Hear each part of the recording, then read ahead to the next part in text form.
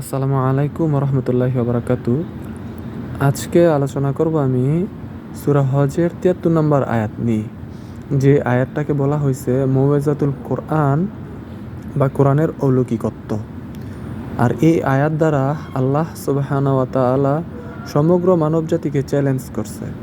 কিয়ামতের আগ পর্যন্ত, কিয়ামত হওয়ার আগ পর্যন্ত আল্লাহর এই চ্যালেঞ্জ রইল সমগ্র মানবজাতির জন্য। এখন চ্যালেঞ্জটা কি বলি, সেটা হচ্ছে আল্লাহ সুবহানাহু ওয়া তাআলা সূরা হজের মধ্যে বলছে যে ইয়া আইয়ুহান নাসু, হে মানুষেরা সবাই। সমগ্র মানবজাতিকে উদ্দেশ্য করে আল্লাহ সুবহানাহু ওয়া তাআলা বলতেছে যে ইয়া আইয়ুহান নাসু দুরিবা মাসালুন, হে মানুষেরা সবাই, তোমাদের কাছে একটি উপমা তুলে ধরছি। ফাস্তামিউলাহ, তোমরা সবাই মনোযোগ সহকারে শোনো। ইন্নাল্লাযীনা তাদউনা মিন দুনিল্লাহ, আল্লাহকে বাদ দিয়ে তোমরা যেই সমস্ত ওলি আউলিয়া পীর ফকির দরবেশ বা কবিরাজদেরকে তোমাদের বিপদ আপদে অথবা যে কোনো মুহূর্তে সাহায্যের জন্য তাদেরকে ডেকে থাকো, লা ইয়াখলুকু যুবাবা, তারা কি কেউ একটি মাছি সৃষ্টি করার মতো ক্ষমতা রাখে? তোমরা যে এই যে বড় বড় বিপদ আপদ অথবা বিভিন্ন বালা মুসিবতে এই যে হিন্দুরা পাথরের মূর্তিকে ডাকে অথবা মুসলিমরা এই যে উলিয়া উলিয়া নামক যাদেরকে ডেকে থাকে, লা ইয়াখলুকু যুবাবা, তারা কি কেউ একটি মাছি সৃষ্টি করার মতো ক্ষমতা রাখে? কখনোই সম্ভব না। কোনো একজন মানুষ চাইলে একটি মাছি সৃষ্টি করবে এরকম ক্ষমতা কারোই নেই। এবার আল্লাহর চ্যালেঞ্জটি আরও বড় করছে, ওলা উইজতামাওলা, কোনো একজনকে উদ্দেশ্য করে না, বরং যদি সমগ্র দুনিয়ার যত ওলি আউলিয়া এবং হিন্দুদের যে দেব দেবী মূর্তি যারা আছে, যারা বড় বড় দেব দেবী, এরাই নাকি এদেরকে সৃষ্টি করছে, এরাই নাকি এদের স্রষ্টা, ওই দেব দেবী আর আমাদের এই ওলি আউলিয়া এবং এই আল্লাহর এই চ্যালেঞ্জ স্বয়ং ফেরেশতাদেরকেও আপনি শামিল করতে পারেন। যে যদি ফেরেশতাদের কাছ থেকে এরকম সাহায্য নেওয়া হয়, বরং ফেরেশতাদের কাছ থেকে সাহায্যের জন্য যদি আমরা এরকম কোনো আবেদন করি যে ফেরেশতারাও আমাদের সাহায্য করবে, তবুও সম্ভব না যে সকলের সাহায্য নেওয়ার পর দেবদেবী আর আমাদের এই পীর মুরিদ ফকির কবিরাজ সবার সাহায্য নেওয়ার পরেও সম্ভব না যে কেউ একটি মাছি সৃষ্টি করে দেখাবে। ওয়ালা উইজতামাওলা, এটা কিয়ামত পর্যন্ত আল্লাহর চ্যালেঞ্জ, কখনোই সম্ভব না। এবং আবু হুরায়রা রাদিয়াল্লাহু আনহু বলছে, মাছি তো দূরের কথা, একটি পিঁপড়া, তাফসির ইবনে কাসিরের মধ্যে ব্যাখ্যায় আমি যেটা পড়লাম সেখানে বলা হয়েছে যে একটি পিঁপড়াও কারোর সৃষ্টি করার ক্ষমতা নাই, বরং একটি শস্য দানা এরকম বীজ কারো সৃষ্টি করার ক্ষমতা নাই যে বীজ থেকে একটি চারা জন্ম নিবে, এরকম একটি বীজ সৃষ্টি করার কারো ক্ষমতা নাই। আর আমরা ওই মানুষেরা কি করতেছে, আমাদের মতোই মানুষ, তাদেরকে ওলি আউলিয়া বানায়া আমরা তাদের কাছ থেকে বিপদ আপদে বালা মুসিবতে সাহায্যের জন্য তাদেরকে ডাকতেছি। অথচ আল্লাহ কি বলছে, তাদের একটা মাছি সৃষ্টি করার ক্ষমতা নাই। ওয়ালা উইজতামাওলা। তারপর আল্লাহ বলতেছে ওয়াসলুবুহুমু যুবাবু শাইআন, মাছি সৃষ্টি করবে তো দূরের কথা, বরং তারা যখন এই যে ওলিয়া উলিয়াগুলো যখন মারা যায়, তখন যদি বা এই কবিরাজগুলো যখন মারা যায়, তখন যদি এদেরকে একটি মাছি এসে এদের কানের সামনে ভ্যান ভ্যান ভ্যান ভ্যান করে, ওই উলিয়া উলিয়া অথবা ওই পীর ফকির অথবা এই কবিরাজের কানের সামনে এসে যদি ভ্যান ভ্যান করে, ওই মাছিটারে তাড়ানোর মতো তার ক্ষমতা নাই। ওই মাছিটাকে যে তাড়াবে সেই ক্ষমতাটাও তার নাই। ওয়াসলুবুহুমু যুবাবু শাইআন লা ইয়াস্তানকিযুহু মিনহু, সে এতই দুর্বল যে এইরকম মাছিটার খেদানোর মতো তার কোনো ক্ষমতাই নেই। দৌফাত তলিব ওয়াল মাতলুব, তো যার কাছে আমরা তলব পাঠাচ্ছি, যাকে আমরা ডাকতাছি সাহায্য করার জন্য, সে এতই দুর্বল যে আমাদের ডাকটা শোনেই না। আমাদের উপকার করতে করবে দূর থাক, যে ব্যক্তি কবরে আছে অথবা যাকে আমরা উলিয়া উলিয়া বানাই নিছি, সে আমাদের ডাকটা শোনার ক্ষমতাটুকুও রাখে না, অথবা আমাদের কি উপকারটাই করবে যে ডাক শোনার ক্ষমতা রাখে না। ওয়াল মাতলুব, আর যে আল্লাহ আমাদেরকে ডাকার মতো ক্ষমতা দিছে, আমরা যেখান থেকে ইচ্ছা চাইলে আল্লাহ বলে আল্লাহকে ডাক দিতে পারি, চাইলেই সাথে সাথে তৎক্ষণাৎ আল্লাহর কাছে আমরা দোয়া করতে পারি। আমাদেরকে এত শক্তি আল্লাহ আমাদেরকে দিছে যে আমরা চাইলেই এখন আল্লাহর কাছে আমরা প্রার্থনা করতে পারি। কিন্তু আমরা জীবিত, আমরা ওই মৃত অলিয়া উলিয়ার কাছ থেকেও আমরা শক্তিশালী, অথচ আমরা ওই মৃত ব্যক্তির থেকে আমরা আরও বেশি দুর্বল হয়ে পড়ছি। তাই আল্লাহ বলতেছে দৌফাত তলিব ওয়াল মাতলুব, যার কাছে তলব দেওয়া হচ্ছে, যাকে ডাকা হচ্ছে, সে কতই দুর্বল, আর যে ডাকছে সে কতই অসহায়। কি অসহায়! আল্লাহ তাকে কথা বলার মতো ক্ষমতা দিছে, লড়াচড়ার মতো শক্তি দিছে, কিন্তু সে গিয়ে আল্লাহকে না ডেকে ওই মৃত ব্যক্তিকে ডাকছে, কতই না অসহায়। তো আমরা যারা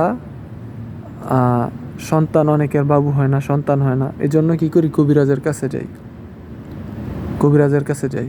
এখন যদি আপনি এই আয়াতটা তাদের সাথে ফিট করেন, তাহলে দেখবেন যে আসলে কবিরাজ ওর কী এমন ক্ষমতা আছে যে ওর কাছে গেলে তারপর আমাদের দুনিয়াতে বাবু আসবে, বা কি তার এমন কি ক্ষমতা আছে, আল্লাহ তাকে এমন কি স্পেশালিটি, কি এমন স্পেশাল পাওয়ার দিয়ে দিছে, নাকি সে কোনো নবী, না তার কাছে কোনো গায়েবের সংবাদ আসে?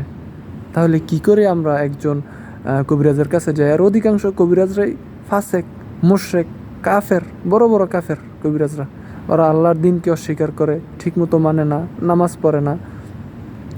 আর এখন তারপরে অনেকে দেখা যাচ্ছে যে যাওয়ার পরে কি হয়, দেখা যাচ্ছে যে হ্যাঁ বাচ্চা হইতেছে না, 2, 4, 5 বছর, 10 বছর, তারপর যাওয়ার পর বাচ্চা হইল। এবার তো ইমান তাদের কবিরাজদের উপরে শক্ত হয়ে গেল যে হ্যাঁ এই তো এত বছর যাবত হইল না, কবিরাজের কাছে গেলাম তারপর হইল। আচ্ছা, এটা হইতেছে আল্লাহর একটা আযাব। এই বাচ্চাটা যে হয়েছে, এটা তারা ধরে নিতে পারে যে আল্লাহর পক্ষ থেকে এটা তাদের জন্য একটি আযাব, তাদের ঈমান নষ্ট করার জন্য আল্লাহ এই ব্যবস্থা করে দিছে। কি জন্য? আপনার যদি পড়েন সূরা লায়লের 6 এবং 7 নম্বর আয়াত, সেখানে আল্লাহ বলছে যে অসাদ্দাকা বিল হুসনা ফাসানুইয়াসসিরুহু লিল ইউসরা, যদি কেউ সত্যকে গ্রহণ করে, সৎ পথে চলতে চায়, সত্যকে মেনে নিয়ে দুনিয়াতে কিছু করতে চায়, ফাসানুইয়াসসিরুহু লিল ইউসরা, আল্লাহ তার জন্য সত্যের মাধ্যমে তাকে মুক্তি দিবে, সত্যের পথ তার জন্য উন্মোচন করবে, তার জন্য সৎ পথে চলা আর সহজ করে দিবে। ঠিক আছে? তারপর ওই একই সূরাতে, সূরা লায়লের 9 এবং 10 নম্বর আয়াতে আল্লাহ বলতেছে যে ওয়াকাজ্জাবা বিল হুসনা ফাসানুইয়াসসিরুহু লিল উসরা, আর যদি কেউ সত্য পথ অবলম্বন না করে মিথ্যা পথের মাধ্যমে দুনিয়াতে শান্তি, বরকত, অথবা মিথ্যা পথের মাধ্যমে তারা দুনিয়াতে নিয়ামত লাভ করতে চায়, ফাসানুইয়াসসিরুহু লিল উসরা, আল্লাহ তার জন্য এই মিথ্যা পথকে আরও সহজ করে দিবে, সে যেন মিথ্যা পথেই চলে যায়। আল্লাহ চায় না এই পাপিষ্ঠটা আল্লাহর দিকে ফিরুক, কারণ সে চায় না আল্লাহর দিকে ফিরতে, সুতরাং আল্লাহও চায় না সে আল্লাহর দিকে ফিরুক। তাই আল্লাহ চায় সে যে পথে চলতে চাচ্ছে, আল্লাহ তার জন্য তার ওই পথকে আরও সহজ করে দেয়। সুতরাং আল্লাহ তার উপরে হয়তোবা রাগ করে সন্তান তখন দেয়। যখন কবিরাজের কাছে গেছেন, তখন আল্লাহ আপনার উপরে রাগান্বিত এবং ক্রোধান্বিত।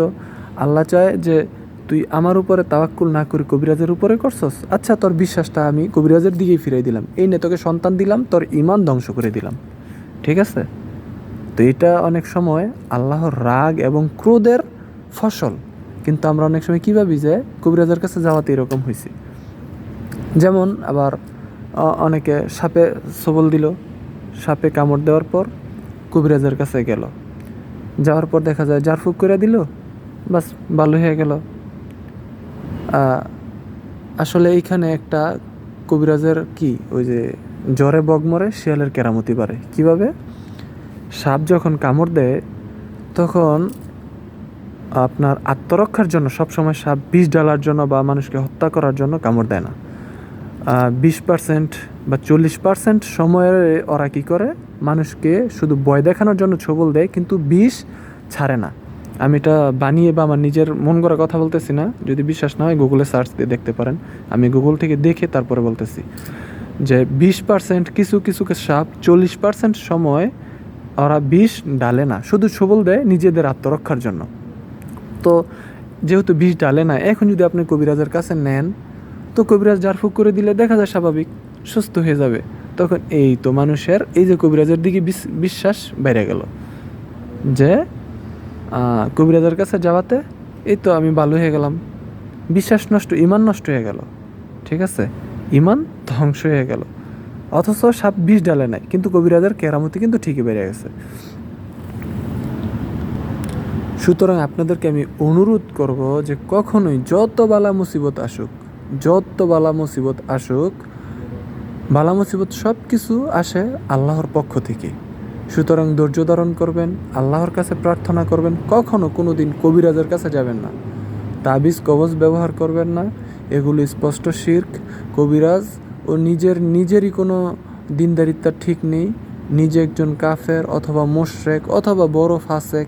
সুতরাং এই ফাসেকের মাধ্যমে নিয়ামত লাভ করতে চাইবেন না, ফাসেকের মাধ্যমে দুনিয়াতে শান্তি অর্জন করতে চাইবেন না। এতে করে শান্তি তো হবে না ওই, বরং ঈমান নষ্ট হবে এবং আল্লাহর বিভিন্ন রকমের বালা মুসিবত আপনার উপরে পতিত হতে পারে। সুতরাং সবাইকে অনুরোধ করব, কবিরাজ থেকে সাবধান। আসসালামু আলাইকুম ওয়া রাহমাতুল্লাহি ওয়া বারাকাতুহু।